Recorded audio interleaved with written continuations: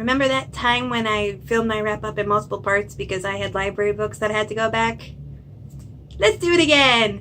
I have had so much fun so far. It's only about a third of the way through the month, but I'm feeling already so much better than February. And let's jump right into what I've been reading. First up, I decided to tackle a manga, and this is With the Light, Raising an Autistic Child by Keiko Tobe. This was, it jumped out to me when I was at the library looking for random books to avoid reading the book I needed to read last month. This is exactly what it looks like. A mother finds out that her 18-month-old son is autistic and basically has to tackle what it means to be his mother and what his world looks like, and all of the struggles that come with that. I did a little bit of research. The author did not herself have an autistic son. However, one of the other children in her son's class did, and so she spoke with his mother. But this is definitely, a lot of research has gone into this. I can't speak for actually raising an autistic son, but I am working as a special needs para-educator, so I can tell you that working with special needs kids at school, they do use a lot of the same general strategies that we use, speaking certain ways, repeating commands multiple times, keeping it quiet for the kids, using pictures to emphasize what you're saying. A lot of, it was very like deja vu. There are times where I can really remember doing almost the exact same thing that they did to help Hikaru in this book in my daily life. So I will say that this is it's done with a lot of love. And there's also little stories in the back from parents of autistic children and what's like for them. There's also little they don't work in English because this was originally in Japanese, but there's little URLs that you can go to for step-by-step information on how to do this if you have an autistic child and you're struggling with this. Here's the tip you can try. So it's so much love. I believe this has won a lot of awards and became a TV drama in Japan, I think. Unfortunately, the series is left undone after Keiko died in 2010, but I will definitely be continuing with what's there because this was just so cute and so adorable and so true to life in the struggles that people who are trying to help autistic children become their best selves face. Up next was... Which one did I do next? I finished these both in one day. Okay, let's go with this one. Poems Dead and Undead. This was a poetry anthology on all sorts of creepy things, from zombies and vampires to goblins and angels and demons. I was expecting a lot more out of this. I basically was reading it in bits and pieces when I was in my car waiting to go into work or whatever. It was not as varied as I had been hoping for, because it made it sound like, oh, we've picked it from all across, but it was very much 70% of the poems were from the 19th century or were written in that style, and I wanted more modern ones to make it feel like it was truly varied. I think I gave this 3 stars. It did end with the Shel Silverstein poem, so I gotta give it props for that. I love me some Shel Silverstein, but in general, not the greatest poetry book. I do still want to read more poetry though, and not just my Goodreads count, although that may be a factor. Next up was this an ARC I got from Bookish First. This, I did not actually win this in a raffle. I actually used my points in their point system to claim it because the minute I saw what it was, I wanted it, and I was right. It's awesome. That is The Tubman Command by Elizabeth Cobbs. You most likely know Elizabeth Cobbs as writing The Hamilton Affair. She is a historian, and this is her take on Harriet Tubman when she was a spy for the Union in the Confederate War, in the Civil War. Admittedly, there's a lot of fictionalizing in this because there's so little that we know about Harriet Tubman. She did not write, she'd give a speech but not have any of it written down, and people didn't copy what her speeches were. So it's a lot of kind of guesswork based on other people that know her. Hopefully, by the time you're watching this, there will be a full review up. I have not recorded it yet, but I'm hoping that you'll have seen it because I have so much to say. It's not own voices in that the author isn't black, but she is a historian, which for me in this case matters a little bit more. I'd rather be a historian than an African-American non-historian. Obviously, the ideal would be an African-American historian, but a lot of love is taken. At the beginning of each chapter, she actually has quotes from primary sources, as you can see, about Harriet Tubman or what it was like to be a slave or what have you. And at the end, she does an author's note explaining, I put this plot point in because of this piece of evidence. And in general, it just portrays Harriet Tubman in a fantastic light. And I'm probably talking too much about it right now because I'm just so excited about this. Please look for the review because it's probably 20 minutes long, but I got a lot to say. I was really happy to have this one. And I will definitely keep a lookout for what Elizabeth Cobbs comes out with next. And continuing a delightful reading month so far, I read Small Steps, The Year I Got Polio by Peg Corrette. This was a book that I originally discovered from working in an elementary school. The kids are reading this, and I think the 4th graders are right now. This is, again, what it looks like on the cover. This covers the author's time when she got polio at 12 years old. And it talks about how she had to be in an oxygen tent and saw the iron lung sitting right by her bedside and being terrified by the idea that she'd be caught in it. And the friends she made in the recuperation center trying to learn how to walk again. And it was just an incredible tale. And especially with all of the vaccination political nonsense that's going on right now, I thought it was particularly important. In the prologue, this was the epilogue rather, this was published in 1996 originally, I believe. So I'm pretty sure that the author has passed away since then, because she was born in like 1937. But she mentions how when her own kids were born, she literally cried for joy the day they got their polio vaccinations. Like, it was literal tears of joy seeing her own children being able to avoid the disease she got. And so it was very poignant with all of everything happening around vaccines right now. It is very, very, very easy read. It's mid-grade, like 170 pages, but it is very blunt in talking about her fear in being paralyzed for the rest of her life, being a quadriplegic for the rest of her life, and seeing other kids that are even worse off than her when it comes to polio. She talks about a little boy that she shares a room with who's in an iron lung, and it is incredibly, incredibly heartbreaking, but also kind of uplifting. And the worst part is she talks about in the epilogue, she actually still has like polio symptoms. Apparently, if you have polio and you overcome it, you beat it, you get, the movement of your legs back, you can still suffer from it late in life. And that's just, I might have to do more research to find out more about her. I do know that she did a lot of mid-grade books, so I might keep her on my list of mid-grade books right there up with Gordon Korman. But again, I love working in elementary school. I get the hot tips for the best mid-grade. So, wow, I've been talking a while. I really hope that this wrap-up isn't going to be hugely long. But I'm done with this part. Books gotta go back to the library, so here's hoping. And I'm gonna snap my fingers and it'll be a different Margaret. Ta-da! I am back. And with another section of the wrap-up. Still not the end of the month yet. We're about 2/3 of the way through. I just finished the Witchathon, so I'm gonna throw all these books in before I totally forget what I read. Now, I'm not doing this in order because I kind of was reading a bunch of books at once, and I kind of want to rush through all of the Witchathon books because honestly you already saw a vlog of them, and I have the one book I didn't read during Witchathon that I really want to talk about. So we're just going to go through randomly here with whatever I can come up with first. Now, I read a book in one sitting. It was lackluster, but I did it. The Academy Introductions by C.L. Stone. This was a YA contemporary about a girl with a fairly abusive mother coming to a new school, and she meets 7 boys who are all part of this mysterious academy and are all very interested in her, and apparently she joins their group while not knowing, but like seriously, 7 hot guys are like all heinously interested in her, and it read like wish fulfillment fan fiction, so that's what I treated it as. I think I gave it like 2 stars, but I read it again in one sitting, so I can't complain too much. Up next, The Hunk Next Door, a Harlequin romance that was, again, lackluster. The Witchathon didn't do me that well this time around, about a young woman whose life is in danger. She is the sheriff of the small town who has recently taken down a major drug ring, and it makes people mad at her. The government sends a secret agent to live next door to her to keep her safe. shenanigans ensue, they end up in love.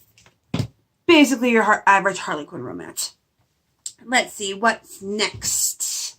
The Mummy Case by Elizabeth Peters. This is probably one of my more favorite books from this Witchathon. I always love Amelia Peabody. This involves Amelia and her husband and their son going on a dig in Egypt to see pyramids. They end up getting wrapped up in a murder because they always do. Again, the plots are pretty cookie cutter in these. They go, they dig, they find something cool archaeologically, sure. And there's also a murder that Amelia solves every time. And this one didn't even have that much of a surprising murderer. But the characters are always fun. I loved getting to see Ramesses, their son, for the first time as a child. I've read the series all out of order. So this is one of my favorites. I'm going to continue with that series very happily. Next up, let's look to the Kindle.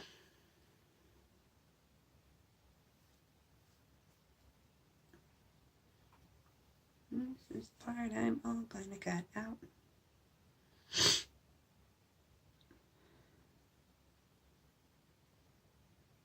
Alright.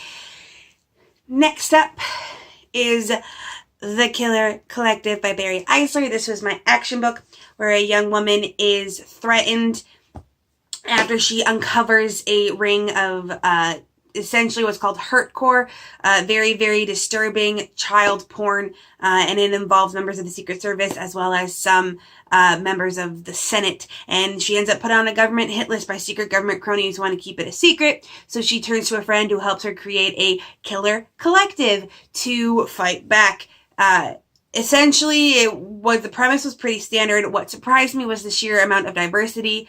The character that is known to be the most tough and the most badass and is called the Angel of Death is also gay and in love with his boyfriend. The woman in question is Thai, and the survivor, and a survivor of sex trafficking, and that does play a part in her character, but the story is hers. No white man is coming in to avenge it for her. She's taking care of it herself in fighting against child porn and that kind of thing in honor of her sister who was also trafficked. So I loved that part. I loved that it got to be her story, because this was written by a white man, and white men writing action with that kind of thing, not always that well done, but I was very impressed. I will definitely keep a lookout for Barry Eisler's work. I believe that one was also one of a series. That's like the 10th of a series. One of those things where it's the same protagonist every time, but the conflict of the story is enough in that. So I'm probably going to look back. I really want to see if I can find if there's a book where the Angel of Death character actually meets his boyfriend, because I've never read an action book that had a gay romance, and I'd love that to death. The big book that I did not know was a big book when I decided to read it for Witchathon was Alethea by Megan Tennant. This was about 500 pages, a little more actually, and I decided to read this in 2 days. So as a result, I struggled with it at first, but once I got into it, once the climax kind of went through, I actually really loved it. This revolves around a post-apocalypse in which a disease that takes away your memory and kind of turns you into a zombie, but not in the way that we usually think of it, has formed across the land. This guy who found the cure is using it to essentially create a dystopian setup where in order to get the cure, you basically give up your life and your name and become essentially a slave to the compound. This revolves around the main character 736, because people in the compound aren't allowed to have names, trying to make it work and get out as well as save other people around her with the help of this rebel group that's still living in the wasteland. However, they still have to do the compound and the disease as both major points of conflict. I actually started writing a fan fiction for this because I loved the premise and the world building, and I'm going to continue. It's weird, probably, yeah, but regardless, I will definitely continue with this. I believe the sequel is coming out, I want to say this year, but I'm not sure. It could be next year. But that one, while difficult to get through in 2 days, was very much worth it. Next up is the group book for the Witchathon, When the Moon Was Ours by Anna Marie Michelmore. This revolves around two friends who both have hidden secrets. The girl Miel. I'm not quite sure how you pronounce her name. It's Miel. She has roses growing out of her wrist. And it's a big thing. Is it a curse, or what do the roses mean? And these 4 sisters that are considered witches want the roses for some nefarious purpose. This book also focuses a lot on transgender issues, which I appreciated. However, the writing style was just a little bit too overly descriptive for me, and I felt that the plot was resolved a little too easily to make it seem like there's any real tension. But if you are interested in transgendered issues, I would definitely check that book out. So, those are all the books for Witchathon, and I'm hoping that I haven't taken too much time, because the one I really want to talk about this week is Black Leopard, Red Wolf by Marlon James. This I read as part of a group reads for a BookTube Discord that I am a part of. Everyone was talking about this one. It is deceptive in its size because it doesn't look like it's that much. This is over 600 pages. It looks a lot smaller than it actually is. The pages are very thin. This is a basically, the plot has actually seemed standard on paper, but it's taken into a lot of different directions. This is a fantasy inspired by West African mythos. It involves a character named Tracker, who is said to track this mysterious boy. He doesn't know why they want him. He just knows that this boy is important and sets out to track him down. This book is an acid trip with some majorly intense moments. There is a scene with hyenas that I will see in my nightmares for the next 5 years, but there's also a really adorable gay romance that I was not expecting and is not advertised at all because the main character is gay, and I loved that. Or I believe, he's queer. He might slightly, he might have some, he's queer, regardless, and the main romance is gay. But I loved this. Again, hard to get through because I was trying to get through this in only a couple days. I really got to space out my books more. This is definitely not something you should read if you are easily shocked, or you want an easy read, or you want a fluffy read. It's challenging. It's a little bit surprising. It's a little bit, there's one part with bugs and I just,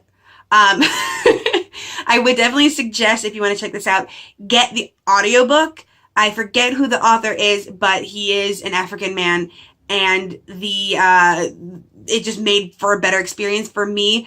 And it actually makes a certain kind of sense because this was written in a style of West African folktales. And for centuries, West African folktales were told in an oral tradition. So having someone telling you the story actually works out a little bit better. And me, I'm weird. I listen at the regular speed. I don't speed it up. That's how I like to do it. But there were some scenes that I kind of wanted to. So definitely, if you are squeamish, if you are shocked easily, this is not going to be the book for you. But if you're looking for something that hits hard and has incredible world building, I would definitely check this book out. Now, I've got one more transition to do. This is going to be a really long video.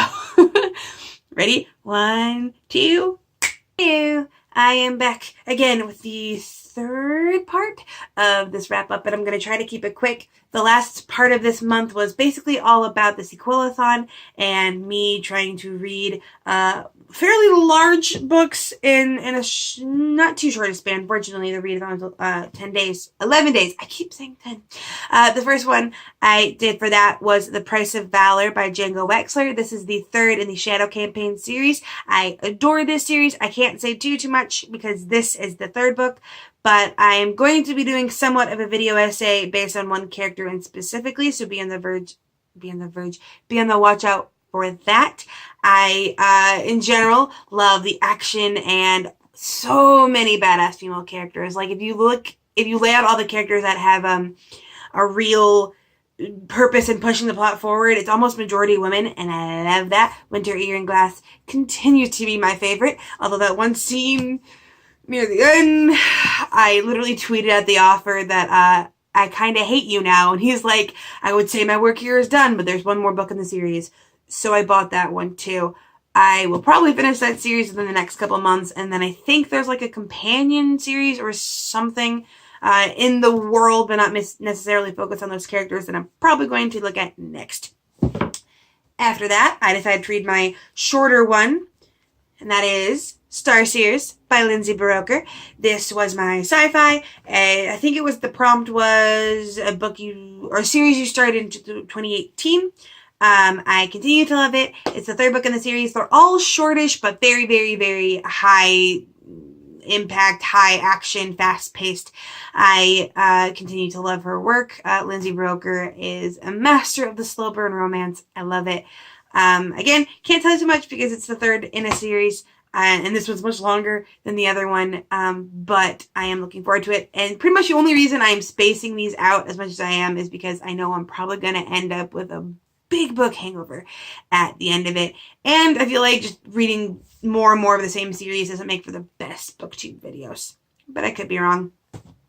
The last one for Sequelathon was the book series To Be Finished, and I actually purposely had to set this up to be finished. I read the second book in February, and you might have watched that wrap up and know that I had a little bit of problem with it. I did not have that same problem with this.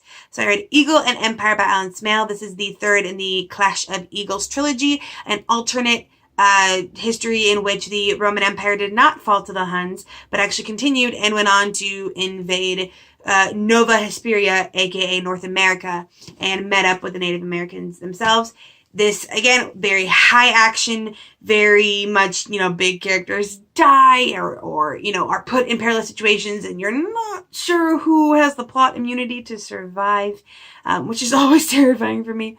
But the ending had that nice bittersweet where, yay, it's an ending, but also it's over. I probably will keep Alan Smale on my radar. He writes mostly alternate history, I believe. And I found out that I actually love it, so I might continue with that. Now, that would have been the last book I read this month if I had been A, following my plan, and B, hadn't bogged myself down. But the problem was that I had been reading all of these books where the authors weren't afraid to kill characters. And I really respect that. I do. I love it. The problem is, when you're genuinely nervous for the outcomes of battles, it gets to you. Major characters die in both Alan Smale and Django Wexler's books. So I couldn't be sure in any given giant battle scenario what characters would actually live. And all of that wariness was getting to me. So I decided to pick up one of the mid-grade that I just picked up from work. If you watched that haul a little while back. And I read The Key to Extraordinary by Natalie Lloyd. Boop. This is a mid-grade, I think, magic realism. I'm realizing that maybe I'm not as aware of what that is as I thought. This involves a young girl named Emma, who comes from a family where all the women have magical destiny dreams. And in this dream, you have a field of blue flowers in which something is sitting or someone is sitting. And this tells you your destiny, what you are meant to do. Young Emma is along the way, waiting for her destiny dream, as well as trying to find a way to save her family's cafe, which is on the verge of being taken over by a big corrupt businessman, and making new friends along the way.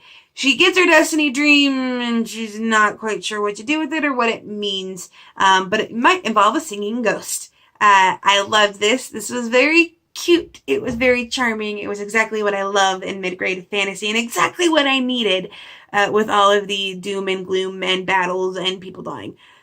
So I might continue with that, using all of my mid-grade books as like palette cleansers for all of the intense books that I love.